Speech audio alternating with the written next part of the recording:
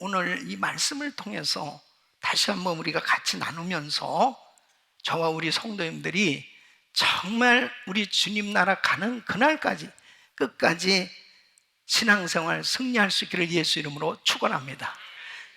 그러면 어떻게 바울처럼 우리가 끝까지 승리하는 이 겸손한 신앙이 될 수 있느냐? 첫째는 하나님의 은혜를 깨달아야 되는 것입니다. 여러분, 오늘 이 본문 말씀을 보면은 바울이 자기를 어떻게 소개합니까? 8절에 보면 맨 나중에 만삭되지 못하여 난 자 같은 내게도 보이셨느니라.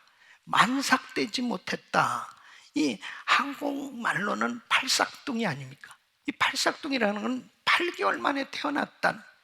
그랬을 때 뭐예요? 약간 모자라다라는 사람을 이렇게 표현할 때 팔싹둥이 이렇게 묘사하잖아요. 그러니까 사도 바울은 자기는 정말 부족한 사람이라는 거죠. 그래서 9절 말씀을 보면 나는 사도 중에 지극히 작은 자다. 그러니까 정말 내가 다른 사도들과 이렇게 비교해 보더라도 자기는 정말 사도가 될 만한 그런 이 깜이 아니야. 그런 인물이 아니야. 그렇게 부족한 사람이라는 거예요. 왜? 자신은 교회를 핍박했던 사람이었다. 그래서 9절 말씀을 보면 나는 사도 중에 지극히 작은 자라 내가 하나님의 교회를 핍박하였으므로 사도라 칭함을 받기에 감당치 못할 자로. 그래서 자신은 정말 죄인 중에 괴수라는 거예요. 디모데전서 1장 15절 보면 밑보다 모든 사람이 받을 만한 이 말이요 그리스도 예수께서 죄인을 구원하시려고 세상에 임하셨다 하였도다. 죄인 중에 내가 괴수니. 여기서 이 죄인 중에 내가 괴수다, 이 말은 과거체로 사용되어진 것이 아니고 지금도 역시 내가 정말 죄인임을 지금 느끼고 있다고 하는 것을 표현하고 있는 거예요. 그러니까 지금 사실 용서함을 받고 이렇게 복음을 전하는 사도가 되었지만 사실은 주님 앞에나 사람 앞에서 감히 얼굴을 들 수 없을 만큼 참 송구한 이런 죄인임을 자기는 지금 느끼고 있다는 겁니다. 여러분, 자기 자신이 이렇게 정말 죄인임이 깨달아진다는 것은 하나님의 은혜를 받아야만 가능한 겁니다. 하나님의 은혜를 받으면 받을수록 자기 본전이 무언지를 알게 되는 거죠. 바울이 그렇다는 거예요. 자기는 정말 자기가 진 죄가 너무 커서 정말 하나님 앞에 너무 부끄럽지 않을 수 없다는 거예요.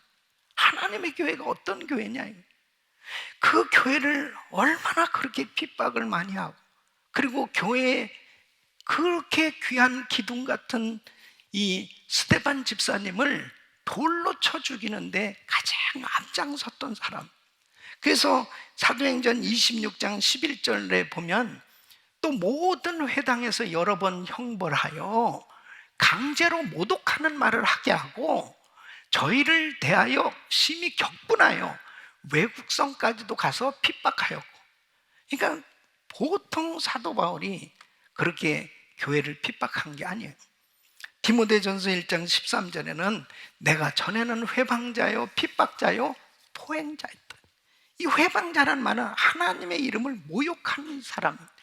그러니까 그렇게도 죄인인, 그런데 자기가 사도가 돼서 또 안디옥 교회의 담임 목사가 됐고 또 선교사로 전 세계에 나가서 복음을 전하면서 교회들을 세우고 그리고 많은 제자들을 세우는 이런 모든 사역을 지금 하고 있는 것은 내가 하는 게 아니라는 거예요. 이 모든 것은 다 하나님의 은혜라는 겁니다. 이 은혜를 깨달은 거예요. 그래서 10절 말씀 보면 그러나 나에다 된 것은 하나님의 은혜로 된 것이니 내게 주신 그의 은혜가 헛되지 아니하여 내가 모든 사도보다 더 많이 수고하였으니 내가 아니요 오직 나와 함께 하신 하나님의 은혜로라. 자기가 잘나서 자기 힘으로 이렇게 위대한 사역들을 하고 있는 것이 아니고 이 모든 것이 정말 하나님의 은혜라는 것. 사도 바울은 육신적으로는 사실 자랑할 만한 것이 많은 사람이었죠. 당대 유명한 가마리엘에게서 학문을 배운 사람, 그리고 그는 바리새인이었습니다. 바리새인이라는 것은 유대인들에게서는 가장 존경받는 그런 율법사였죠. 그는 헬라 철학의 석학이었습니다. 그리고 로마 시민권까지도 가지고 있는 사람. 그러니까 모든 면에서, 어떤 면에서 보면 자랑할 만한 것들이 많이 있었죠. 그런데 자기를 팔싹둥이, 그리고 지극히 작은 자, 부족한 사람이라고 이렇게 여기면서 사역을 할 수 있던 것이 뭐냐? 하나님의 은혜를 깨달은 거예요. 여러분, 하나님의 은혜 깨달아야 됩니다. 하나님의 은혜를 깨닫게 되어지면 자기가 한없이 작게 보여지는 거예요. 한없이 부족한 것이 느껴지는 겁니다. 자, 요아스나 이 아마샤나 이 우시아가 왜 교만하게 됐어요? 은혜를 잊어버렸다니까요. 아니, 자기가, 요아스가 어떻게 왕이 될 수 있습니까? 아니, 어떻게 이 아마샤나 우시아가 그렇게 통치를 잘할 수 있었냐? 전적인 하나님의 은혜였는데 이 은혜를 잊어버렸습니다. 배은망덕하게 된, 그 이유가 뭐예요? 교만했단 말이에요. 그래서 우리는 하나님의 은혜 잊어버리면 안 됩니다. 하나님의 은혜 속에 하나님의 은혜를 유지할 수 있는 비결은 겸손한 삶이 되어지는 건데, 그 은혜를 깨달아야 우리는 한없이 겸손한 가운데 주를 섬길 수 있는 줄로 믿습니다. 어느 재벌집에, 회장집에 집이 얼마나 잘 이렇게 젖었겠어요. 그런데 리빙룸 한가운데에다가 이 지게 있잖아요. 지게를 진열을 해놨다는 겁니다. 그러니까 오는 사람마다 그게 보여지는 겁니다. 아, 이게 뭐죠? 예, 제가 원래 서울역에서 지게꾼이었습니다. 제가 지게꾼으로 사람들의 짐을 실어 날르던 지게꾼이었는데, 그걸로 시작해서 운수업으로 성공했고, 그래서 나는 이 지게를 보면서 원래 나는 지게꾼이었어. 우리 자식들한테도 너 아버지 지게꾼이었어. 좀 더 겸손하게 살아보려고 그런다. 사랑하는 성도 여러분, 사람들은요, 자기가 다 잘난 줄 아는 거예요. 자기가 다 잘해서 된 줄 아는 거예요.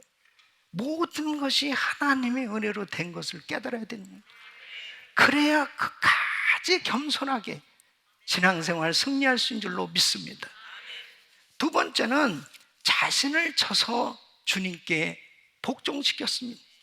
사도 바울은 자기가 이렇게 겸손하게 신앙생활을 하게 된 또 하나의 그 비결이, 은혜가 뭐냐면, 하나님께서 자기에게 큰 은혜를 주셨는데 그게 바로 육체의 가시였다는 거예요.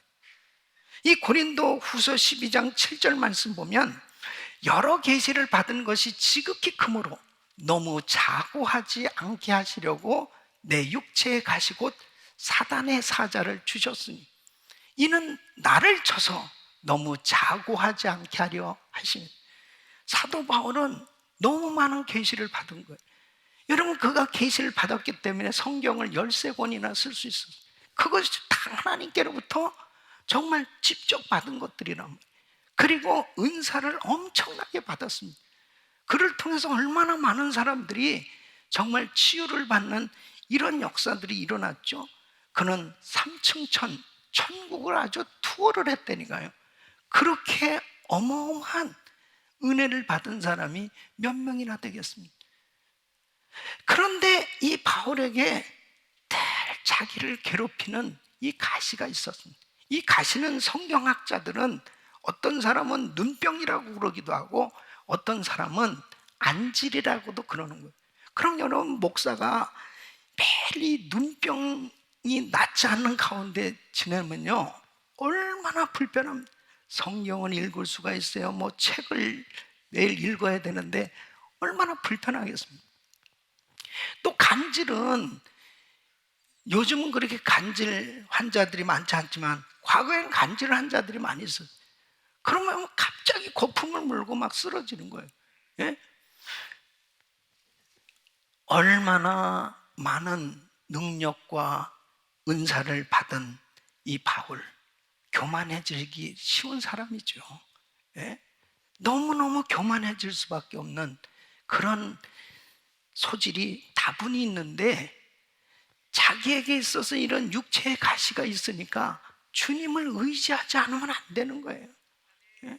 그러니까 고린도후서 12장 10절에 보면, 그러므로 내가 그리스도를 위하여 약한 것들과 능욕과 궁핍과 핍박과 곤란을 기뻐하노니 이는 내가 약할 그때에 곧 강함이니라. 자기가 깨닫는 거예요.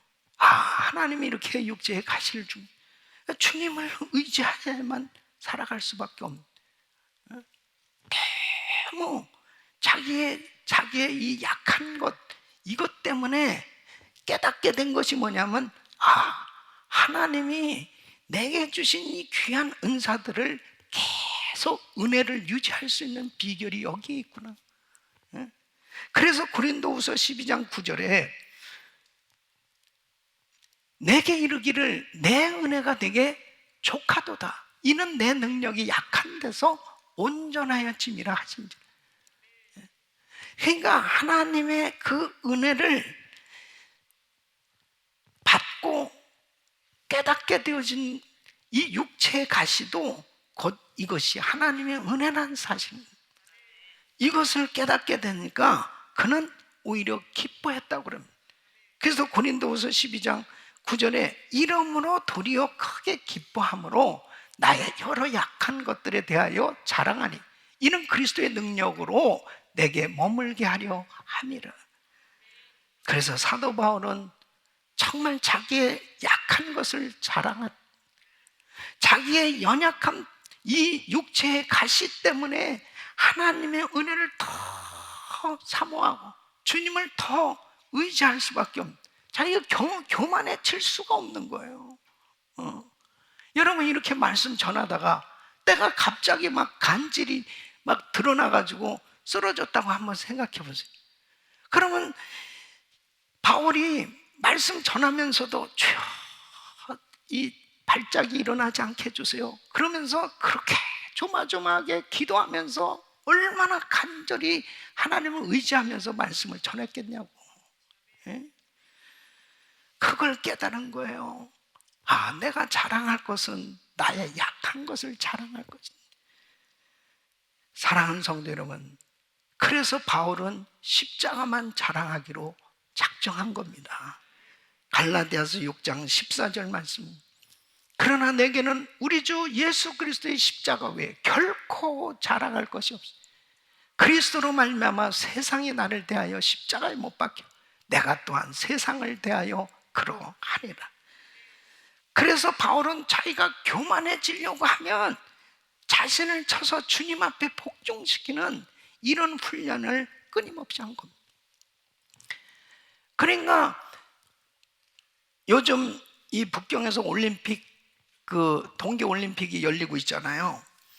각 나라에서 가장 잘하는 선수들만 다 모인 겁니다. 전 세계에서. 그러면 그 선수들이 자기 종목에 대해서 4년 동안 얼마나 열심히 준비를 했겠습니까? 마실 거, 먹을 거, 자는 것, 모든 것 절제하면서 오로지 이 올림픽에 그냥 목숨을 걸면서 그렇게 지냈을 거예요. 그래서 고린도전서 9장 25절로 26절 보면 이기기를 다투는 자마다 모든 일에 절제하나니 저희는 썩을 면류관을 얻고자 하되 우리는 썩지 아니할 것을 얻고자 하노라. 그러므로 내가 다름질하기를 향방 없는 것 같지 아니하고 싸우기를 허공을 치는 것 같지 아니하.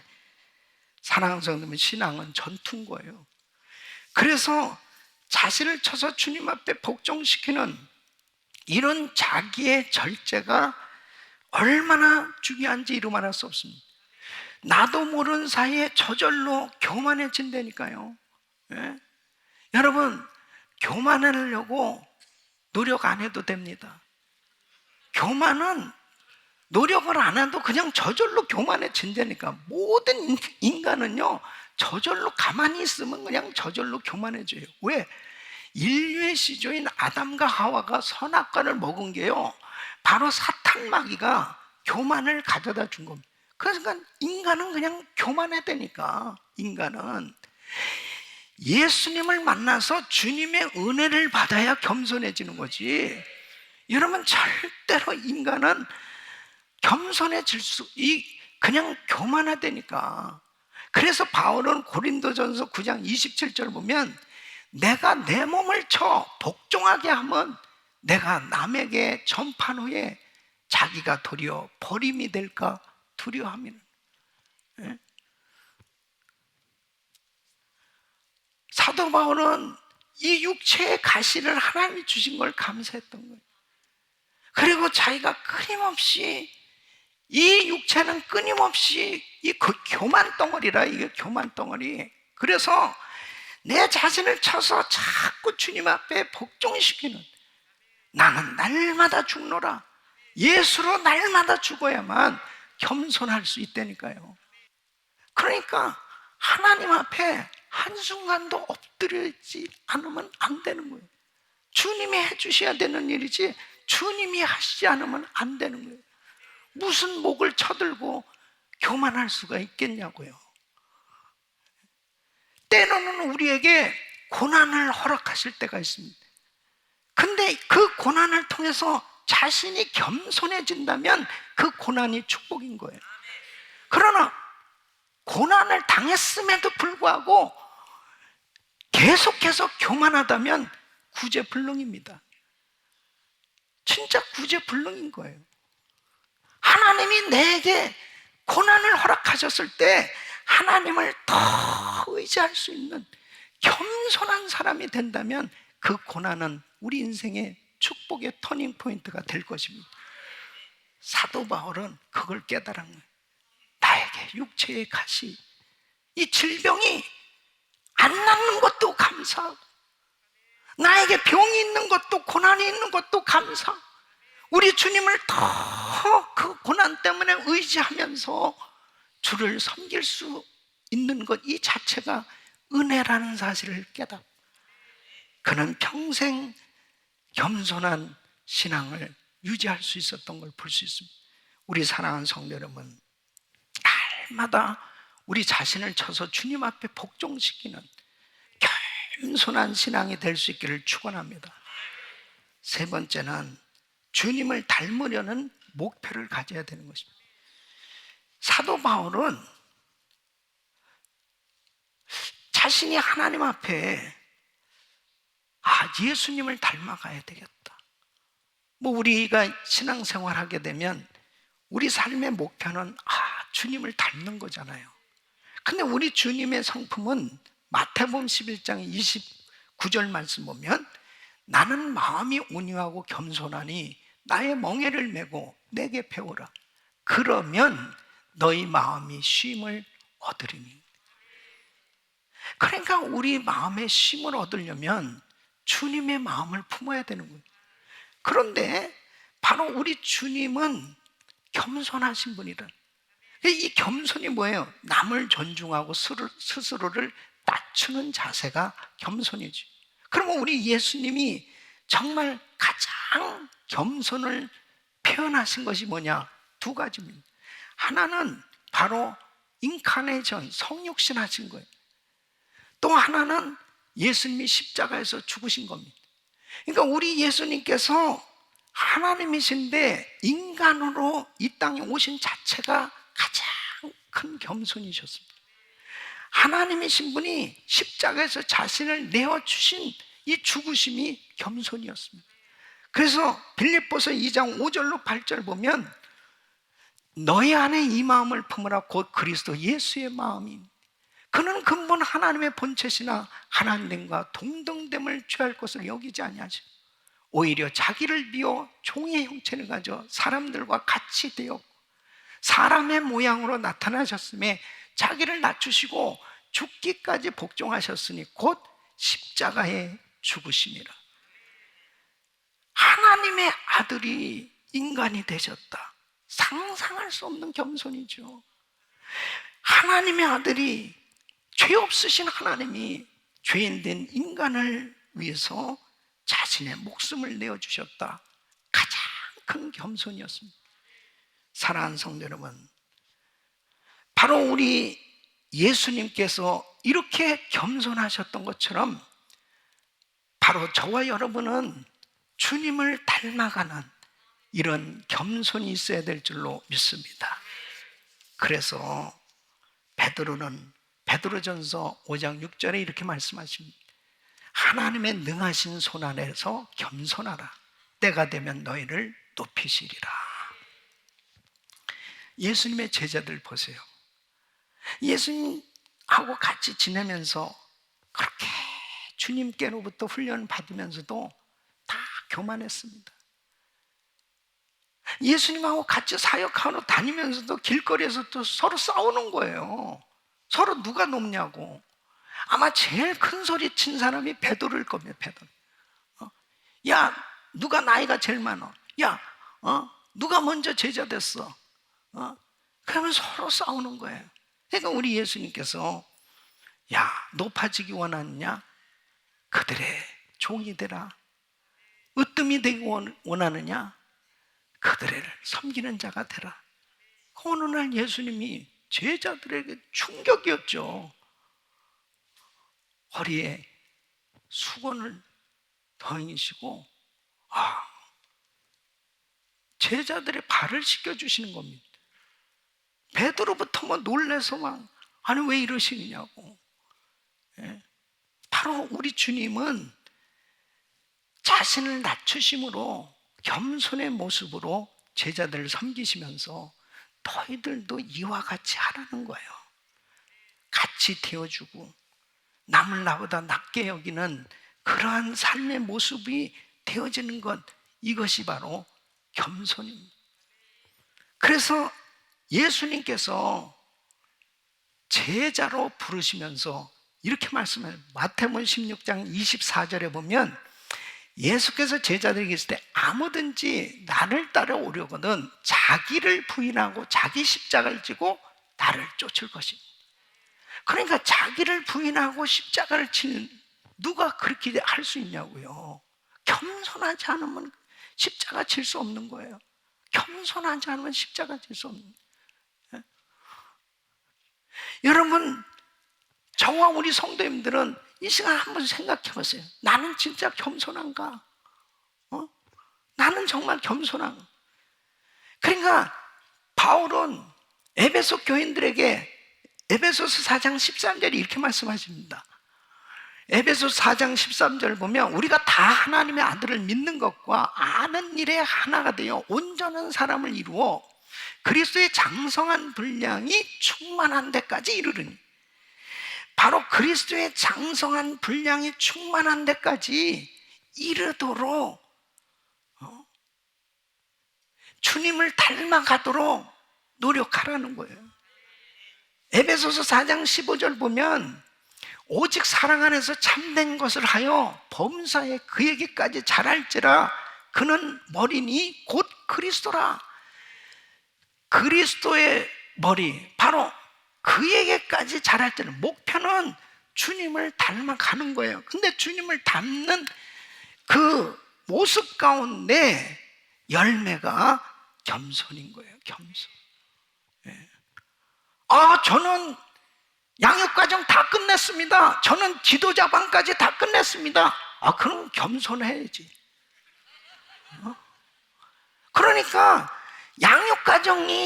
양육과정을 받는 그 이유는 예수님 닮아가기 위해서예요. 예? 지식적으로 내가 얼만큼 성경을 많이 아느냐, 그게 중요한 게 아니고 예수님을 닮아가는 게 우리의 성경 공부하는 목표라니까요.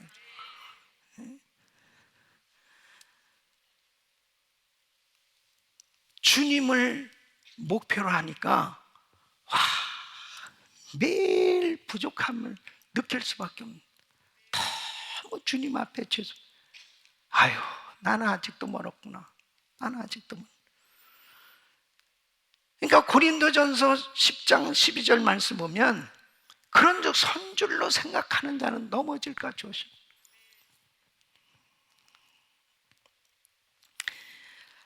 신앙생활을 더 오래 하면 할수록 더 겸손해져야 될 텐데.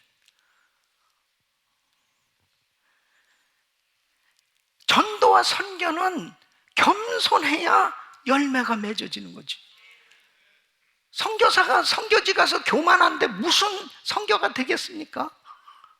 그들과 같이 되어주고 그들의 아픔과 그들의 어려움을 이해하면서 예수님처럼 같이 되어줬을 때 선교가 되는 것이지, 그러지 않고서는 선교가 되지 않지 않습니다.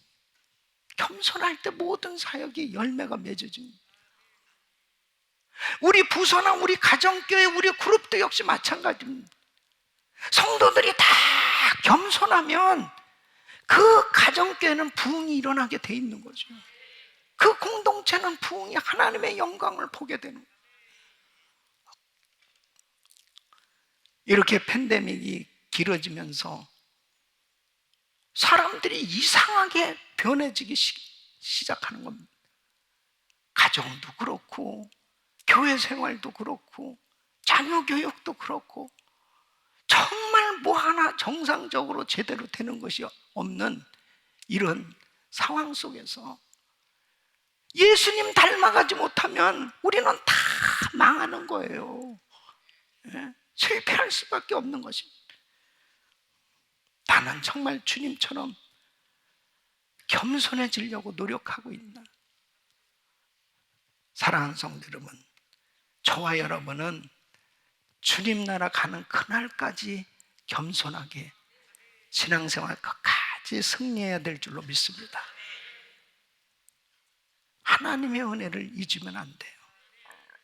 날마다 이 교만 덩어리는 내 자신을 쳐서 주님 앞에 복종시키는, 끊임없이 하나님 앞에 때로는 금식도 하고 때로는 절제하면서 주님께 더 가까이 하면서 주님을 닮아가려고 노력할 때 하나님께서 주신 은혜로 우리의 신앙에 늘 은혜가 있고, 그리고 하나님의 영광을 드러내는 승리의 삶이 될 줄로 믿습니다. 이런 은혜가 우리 모두에게 임하기를 축원합니다.